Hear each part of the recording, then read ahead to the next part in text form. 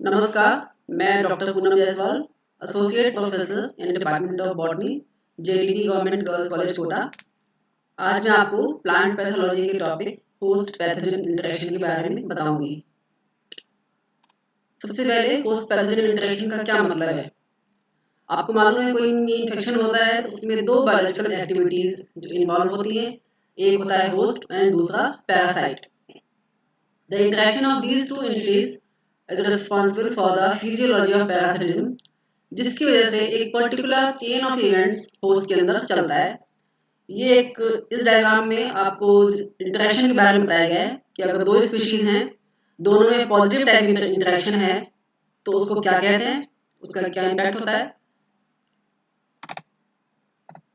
जैसे कि अगर ये दो इंटरेक्शन पॉजिटिव हैं, प्लस एंड प्लस का मतलब है पॉजिटिव इंटरेक्शन, तो इसको हम म्यूचुअलिज्म कहते हैं। अगर एक स्पीशीज पॉजिटिवली अफेक्टेड है, दूसरा नेगेटिवली, उसको पैरासिटिज्म कहते हैं। और यही हमारे प्लांट पैथोलॉजी में ज़्यादा इस पर फोकस किया जाता है। दो स्पीशीज अगर दोनों में एक नेगेटिवली अफेक्टेड है और दूसरा भी नेगेटिवली अफेक्टेड है तो ये कंपटीशन होता है। अगर एक स्पीशीज पॉजिटिवली अफेक्टेड है, दूसरा पे कोई असर नहीं होता, उसको हम जीरो के द्वारा दिखाते हैं। इसको हम कॉमेंसलिज्म कहते हैं। और इस तरह से ये पूरा आप खुद समझ सकते हैं कि positive interaction, negative interaction and no interaction के मतलब क्या होता है। Large number of living group जितने भी ऑर्गेनिजम्स के हैं, उनमें से कुछ मेंबर्स ही ऐसे होते हैं जो कि पैरासिटिक होते हैं और पैथोजेनिक होते हैं, जैसे कि fungi, bacteria, nematodes, protozoa, viruses and viroids. ये सक्सेसफुल इसलिए होते हैं कि ये होस्ट के अंदर उसकी जो भी कंडीशंस में होस्ट होता है उसको विदस्टैंड कर लेते हैं, सहन कर लेते हैं और उसी पे अपना भोजन प्राप्त करते हैं, उसी में सर्वाइव करते हैं और प्रोलिफरेट मतलब वृद्धि करते हैं। All parasitic pathogen established relationship with the host prior to the entry, जिसको हम प्री पेनिट्रेशन भी कहते हैं। पेनिट्रेशन के पहले ही होस्ट और पैरासाइट के बीच में इंटरेक्शन स्टार्ट हो जाता है। लेकिन यह वायरस के केस में ऐसा नहीं होता। Parasites obtain food from the host, भोजन प्राप्त करते हैं इसलिए वो पैरासाइट है। और ये कभी कभी सेल के होस्ट सेल के अंदर पेनिट्रेट करने के बाद भी होता है और कभी कभी ऐसा होता है कि सरफेस के ऊपर रहते हुए भी हॉस्टोरिया के द्वारा ये भोजन एब्जॉर्ब करते हैं। कुल 3 तरह के प्लांट पैथोजेंस की कैटेगरीज हैं। पहला बायोटॉफ। बायोटॉफ को ऑब्लिगेट पैरासाइट भी कहते हैं क्योंकि यह निश्चित रूप से जो होस्ट का लिविंग सेल है उसके अंदर ही सर्वाइव करेगा, उससे ही भोजन प्राप्त करेगा। उसके एग्जांपल्स हैं viruses, viroids, molecules, some fastidious bacteria. Fastidious bacteria का मतलब होता है वो बैक्टीरिया जिनका बहुत स्पेशल टाइप की फूड रिक्वायरमेंट, न्यूट्रिशन रिक्वायरमेंट होती है।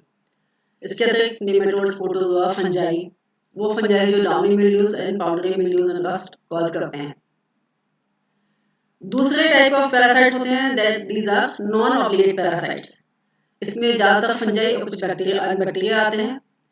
दे can live on either living cell और dead cell, dead host and on various nutrient media. इनके लिए लिविंग सेल की आवश्यकता नहीं होती। आगे से एक्सप्लेन करेंगे ये कैसे सर्वाइव करते हैं। ये दो तरह के होते हैं, हेमीबायोट्रॉफ्स एंड निकोट्रॉफ्स। निकोट्रॉफ्स जो होते हैं ये ज्यादातर डेड ऑर्गेनिक मैटर पर सर्वाइव करते हैं, बट अंडर सर्टेन सर्कमस्टांसेस, कुछ परिस्थितियों में ये लिविंग प्लांट को भी अटैक करते हैं और पैरासाइट हो जाते हैं, इसलिए इनको फैकल्टेटिव पैरासाइट्स भी कहते हैं। तीसरी कैटेगरी है हेमीबायोट्रॉफिक। ये ज्यादातर समय तो पैरासाइट की तरह रहते हैं, but under certain conditions they may go saprophytically on dead organic matter. कभी कभी ये सैपोफिटिकली भी ग्रो करते हैं, इसलिए इनको फैकल्टेटिव सैपोफाइट्स भी कहते हैं। इस डायग्राम में आपको एग्जांपल्स बताए गए निकोट्रॉपिक पैथोजेंस के, जैसे grey mould fungus, Botrytis cinerea, bacterial pathogen Erwinia. Biotrophic pathogen कौन से हैं? Blumeria and bacterial pathogen Xanthomonas. इसी तरह से हेमी बायोट्रॉपिक पैथोजन के एग्जांपल्स दिए गए हैं। ऑब्लिगेट और नॉन ऑब्लिगेट पैरासाइट्स होते हैं, ये प्लांट को किस तरह से अटैक करते हैं, उनके क्या प्रोसीजर हैं, वो कैसे सर्वाइव करते हैं, दोनों के जो प्रोसीजर है वो बिल्कुल अलग अलग है, मेथड्स अलग अलग हैं। जैसे कि जो नॉन ऑब्लिगेट पैरासाइट हैं वो एंजाइम सीक्रेट करते हैं। ये एंजाइम सेल कंपोनेंट्स जो होते हैं होस्ट के, उनको डिसइंटीग्रेट कर देते हैं। इसके साथ ही कुछ टॉक्सिन्स भी जो है पैथोजन द्वारा सीक्रेट किए जाते हैं, और वो कुल मिलाकर ये जो जिस सेल में ये जाते हैं उसको डेथ एंड डिग्रेडेशन करके समाप्त कर देते हैं। और इस तरह से जो इन्वेडिंग पैथोजन है then utilize the contents of the cell for its growth. Dead होने के बाद many fungi and most bacteria go as necrotrophs, जैसे आपके पहले बताया था। ये जो सेल के non living substrate within a living plant cell like saprophytes भी सर्वाइव कर सकते हैं। मतलब लिविंग सेल के अंदर जो नॉन लिविंग सबस्ट्रेट्स हैं उनको यूटिलाइज कर सकते हैं। ऑब्लिगेट जो पैरासाइट्स होते हैं उनके क्या मेथड है?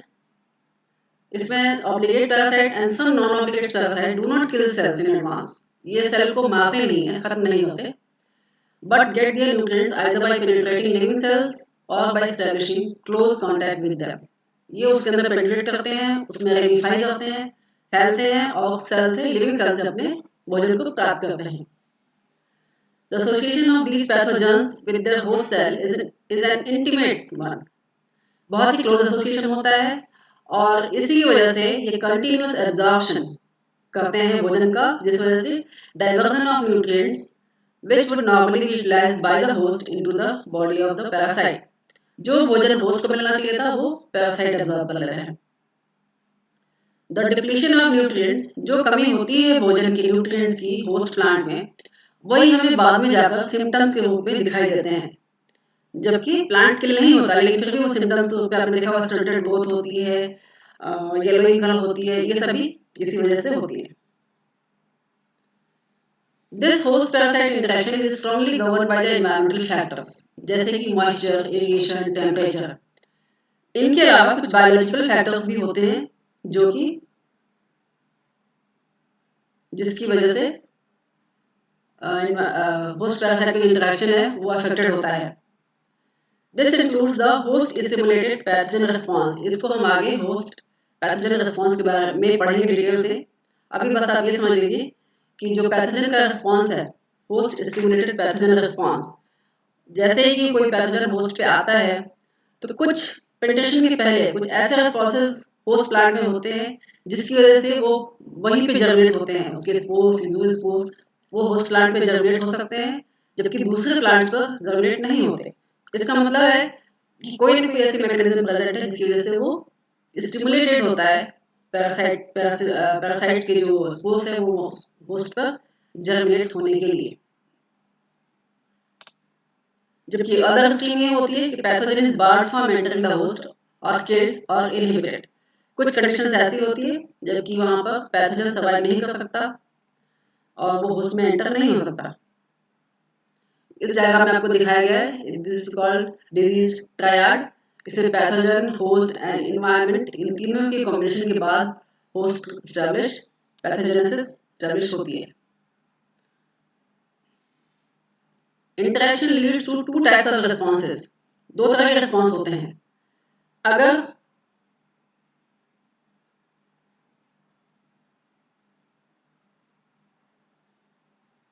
अगर वो इंटरेक्शन कंपैटिबल है, आपको पहले बताया दो बायोलॉजिकल एंटिटीज हैं, एक होस्ट है, एक पैरासाइट है, दोनों कंपैटिबल है तो डिजीज होगा, उसके सिम्टम दिखाई देंगे।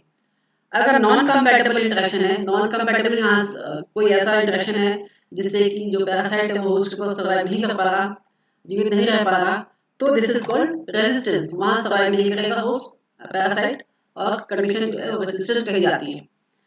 अब ये दोनों कंडीशंस कैसे दिखाई देती हैं, क्या स्टेप्स हैं इनके, कैसे ये सर्वाइव करती हैं?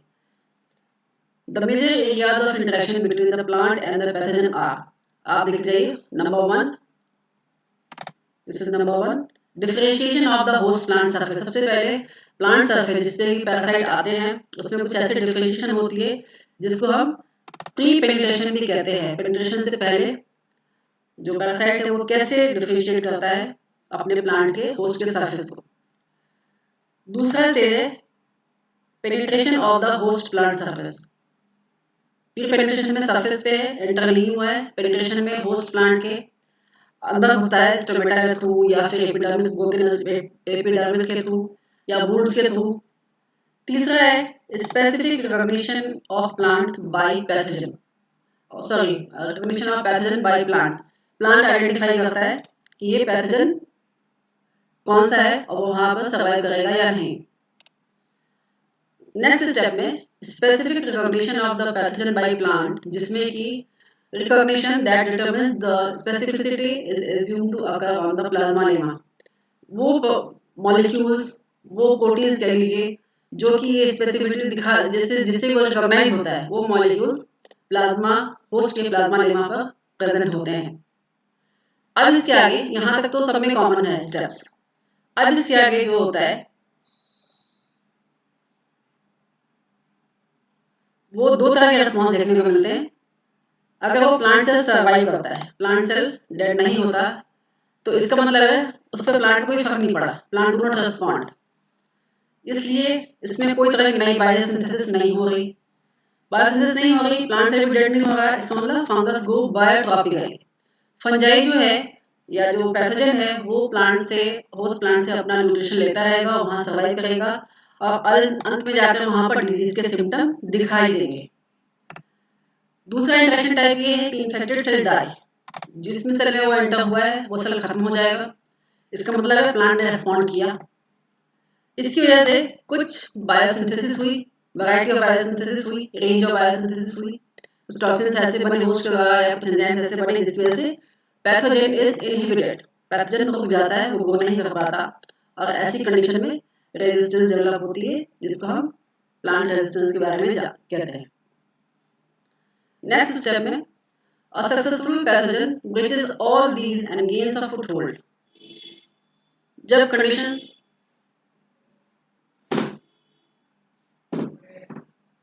कंडीशन कंड्यूसिव होती है तो प्लांट पैथोजन सारे न्यूट्रिएंट्स एब्जॉर्ब करते हैं होस्ट से और अपना जड़ें जमा लेते हैं, जिसको हम फुटहोल्ड कहते हैं। गेन्स ऑफ फुटहोल्ड मतलब अपनी जड़ें जमा लेते हैं। The relationship between host and the parasite may begin even before the entry of the parasite into the host, जिसको हम आगे प्रीप्रेडिक्शन कह चुके हैं। These relationship may be host stimulated response, host या तो इसको ऐसे रिलेशनशिप को होस्ट स्टिमुलेट करे ऑफ द पैथोजन, लाइक इसको कीमोटैक्सिस या इलेक्ट्रोटैक्सिस के द्वारा ये स्टिमुलेट होते हैं, जो आप पहले स्लाइड में आया था आपके। या तो कीमोटैक्सिस होगी या इलेक्ट्रोटैक्सिस होगी। जू स्पोर जो होंगे स्पोर्स, वो उनके जर्मिनेशन और ग्रोथ के लिए। Example fungal hyphae as in Rhizoctonia solani respond by aggregation on root surface, root surface पे ही के रिस्पॉन्स से ये एग्रीगेट होते हैं। कुछ केसेस में the compounds in the host induce the formation of enzymes in the germ tube of the pathogen।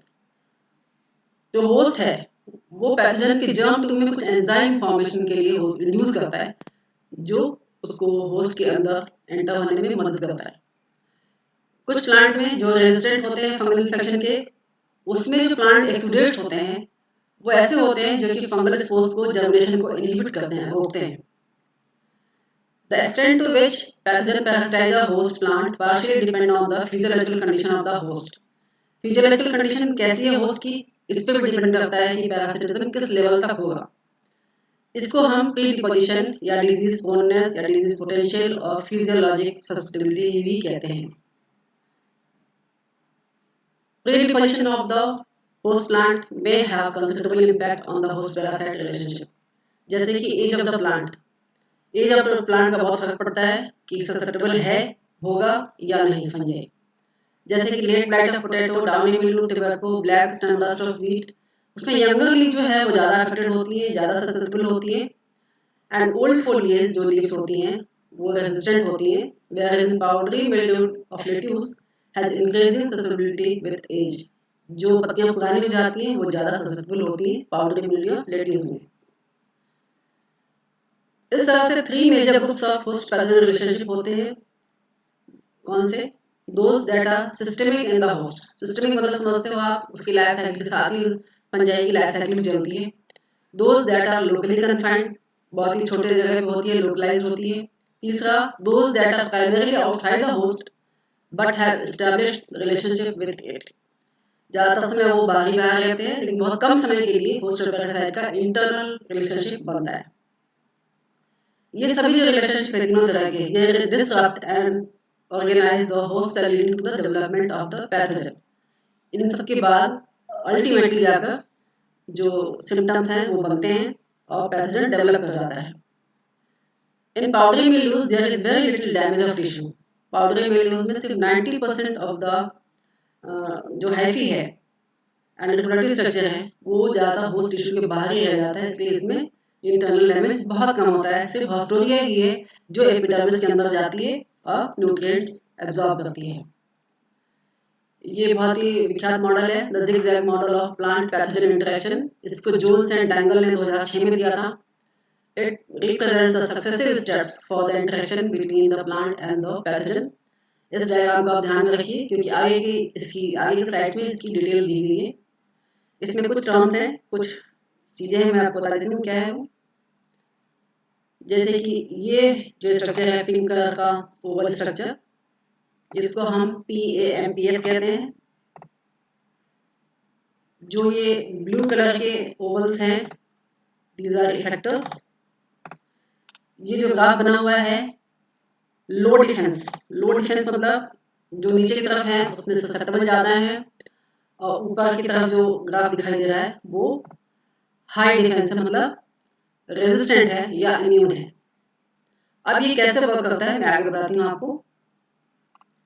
जो first part of the zigzag model, pathogens are first recognized by the plant by the means of pattern recognition receptors। जो pathogens हैं सबसे पहले pattern recognition receptors के द्वारा identify किए जाते हैं, which allow plant to recognize pathogen associated molecular patterns। PAMPS आगे नाम दिया गया था, और इसको हम कहते हैं PAMP ट्रिगर्ड इम्यूनिटी या पैटर्न ट्रिगर्ड इम्यूनिटी। ये फर्स्ट स्टेज होती है। इसका एरो आप देखिए यहाँ पर है, इसका एरो यहाँ पर है, इसका मतलब यहाँ पर प्लांट इस स्केल से नीचे है, ससेप्टेबल होगा, डिजीज होगी।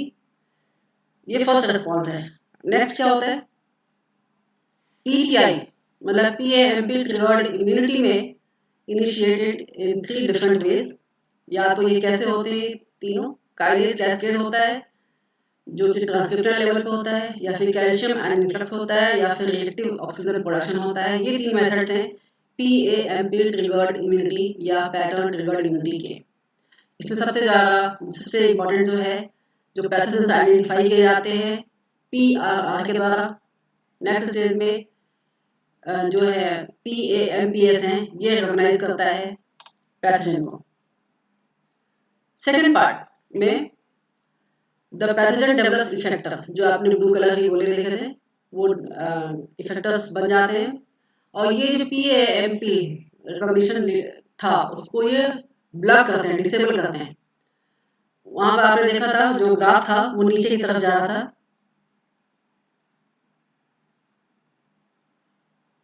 फर्स्ट स्टेज में ग्राफ यूं गई थी, सेकंड स्टेज में ग्राफ नीचे की तरफ आई थी।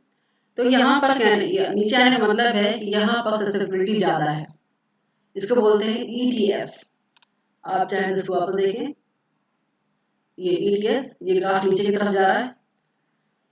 नीचे की तरफ जाने का मतलब है यहाँ प्लांट जो है वो ससेप्टेबल है, और इफेक्टर मॉलिक्यूल जो है वो PAMP से बाइंड करता है और जो इम्यूनिटी है वो बंद करता है और ससेप्टेबिलिटी को बढ़ाता है। देन इफेक्टर्स जो है वो सप्रेस करते हैं प्लांट की इम्यूनिटी को and contribute the pathogen viability, और पैथोजन सर्वाइव कर जाता है। सप्रेस करने का मतलब है प्लांट की इम्यूनिटी कम हो जाती है और पैथोजन वायबल हो जाते हैं।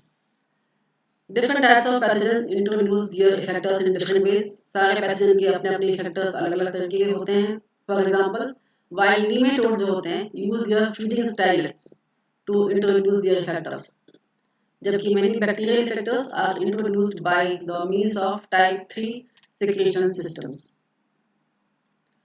जो थर्ड पार्ट है जिसमें कि वापस गया था ऊपर, आपको याद होगा तो मैं आपको रिमाइंड करा देती हूँ।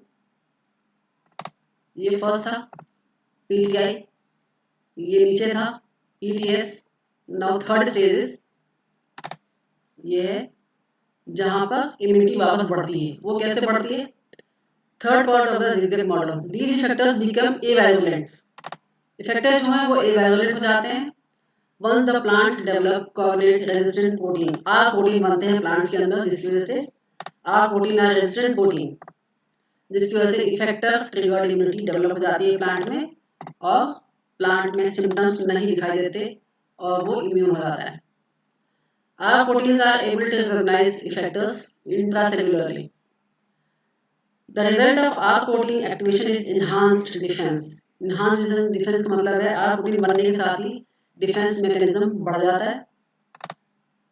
It triggers an immune response, including multiple factors such as salicylic acid production that eventually kills the infected cells in the hypersensitive cell death response, जिसको हम शॉर्ट में hypersensitive response भी कहते हैं।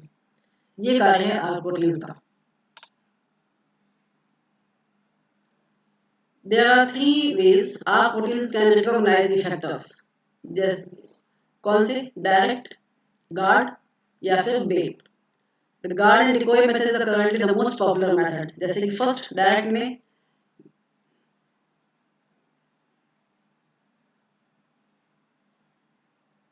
this is the effector, blue colored effectors. ये direct, in some cases R proteins binds the effector directly. ये है आपका R protein, ये पूरा स्ट्रक्चर R protein है, ये एक इफेक्टर है, ये डायरेक्टली बाइंड होता है इफेक्टर के द्वारा। दूसरे में ये है इफेक्टर, ये है आर प्रोटीन, ये पूरी चेन, इसका ये जो पार्ट है ये चेंज हो जाता है। आप यहाँ पर डायग्राम में देखिए, दिस स्ट्रक्चर इज चेंज्ड, और इसकी वजह से effector modifies the real binding partner of the R protein. And third is bait. इसका मतलब in some cases effectors and another factor are recognized by the R protein. कोई तीसरा factor है जो बाइंड होता है। अब zigzag मॉडल का जो लास्ट पार्ट है, the pathogen develops new effectors. अगर दोबारा से ससेप्टेबल होगा तो कैसे होगा? पैथोजेंस जो है वो नए इफेक्टर्स बनाते हैं and loses its ABRs to circumvent ETI, leaving the effector triggered susceptibility. और इस तरह से जो ABRs होते हैं वो काम नहीं करते, वो लॉस हो जाते हैं और दोबारा इफेक्टर ट्रिगर्ड ससेप्टेबिलिटी स्टार्ट हो जाती है और plant become diseased. It is important to note that this is only the biotrophic specific type of resistance. और ये जो सिस्टम है लास्ट वाली, ये सिर्फ बायोट्रॉफिक स्पेसिफिक रेजिस्टेंस में ही दिखाई देती है। Since there are no known R genes in the that confer resistance to necrotrophic pathogen. necrotrophic pathogens में R genes नहीं होती, इसलिए वहाँ पर R proteins नहीं बनते। Breeding resistance to necrotroph is more challenging than biotrophs. इसलिए बायोट्रॉफी में तो जो रेजिस्टेंस है वो आसान है, जबकि नेक्रोट्रॉफ में रेजिस्टेंस आसान नहीं है। In response to necrotrophic infection, plants trigger their immune response through jasmonate production.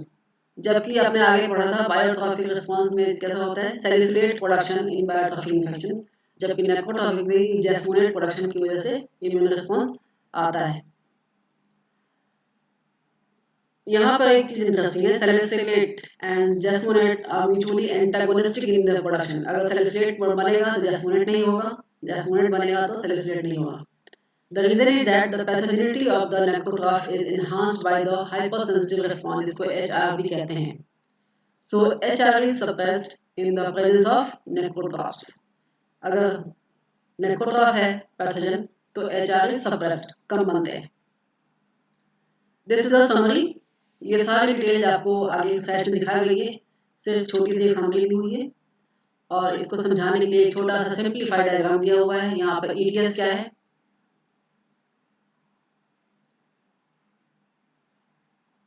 यहाँ पर ETI is effector triggered immunity, ये ऊपर बने हुए हैं, लास्ट पार्ट था आपका।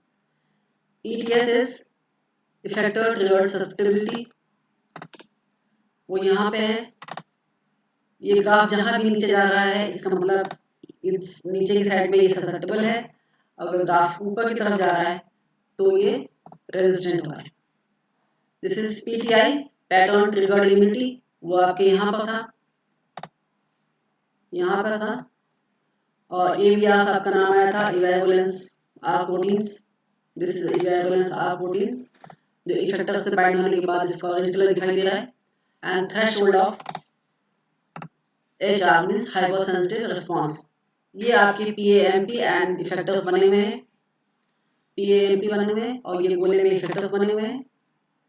ये एक समरी डायग्राम समझिए इसको। इस तरह से ये टॉपिक समाप्त हुआ। आशा करती हूँ आपको समझ में आया होगा। आप इसके टेक्स्ट को, डायग्राम्स को नोट्स की तरह लिख सकते हैं। कोई क्वेरी हो तो आप चैनल पर डाल सकते हैं। धन्यवाद।